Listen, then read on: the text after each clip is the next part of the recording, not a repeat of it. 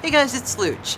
So I've been tracking this documentary since it had a Kickstarter Fund Me page. A couple years ago, director Scott Crawford had been trying to get this documentary made, Boy Howdy, the Story of Creem Magazine. Creem Magazine, which started in 1969 in Detroit. I got to see the documentary. It was debuted nationally at South by Southwest, which is very cool, and the response seems to be amazing.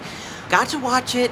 And the first thing I noticed is that Detroit and Minneapolis, there's a lot of similarities in the pride that people have about their scene and about it being a little bit less than a New York or LA.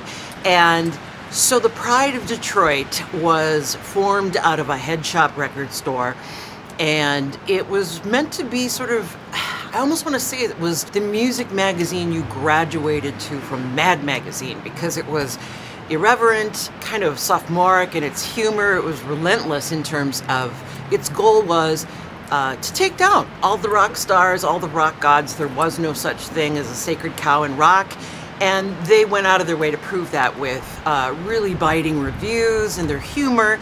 And yeah, maybe they took it too far at times, but they were also sort of given a bit of a finger to Rolling Stone at that time, hence naming the magazine Creem after the band. The name Creem came from Tony Ray. He loved the group Cream and then decided they have it spelled differently. But one thing I gotta say, watching this documentary, now obviously you watch a documentary about a certain time in history and music, but it's almost impossible these days not to view it through a 2019 lens. And so the first thing is Ted Nugent talking. Vom? I mean, honestly, I almost went, oh, why? I mean, I get it, the Detroit madman, all that crap, but he's in it, and you just kind of go, oh, really? There's a lot of other talking heads, Thurston Moore and Michael Stipe, and a lot of people that talk about what the magazine meant to them as an alternative to anything mainstream.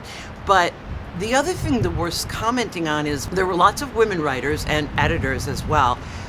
But it's a little uncomfortable because it felt like a boys' club, and it felt like a lot of the derogatory captions, which they were famous for under their photographs, are very demeaning to women, and women had to write them.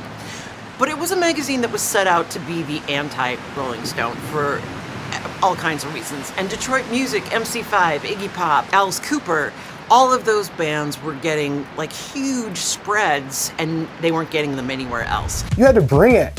When you played Detroit, it was like the show of your life. There's an energy level in Detroit that is, if you could bottle it, you could make a fortune. There was a period in time where Detroit was the place to be from. We did create a unique sort of music. Creem was as synonymous with the rock scene as any of those bands were. It was so much a part of our life. Our community was very much involved with everybody in town, everybody in Ann Arbor. Another really cool thing about it is the formation of its design. The artist R. Crumb, who designed the Boy Howdy logo. And I won't tell you what he got paid in, but if you watch the movie, you'll see. Anyways, it's a really interesting snapshot about a magazine that went through many different people, editors. There's some tragedy, of course, but they've got all the right talking heads there, like Dave Marsh and Grill Marcus and all kinds of people that were there.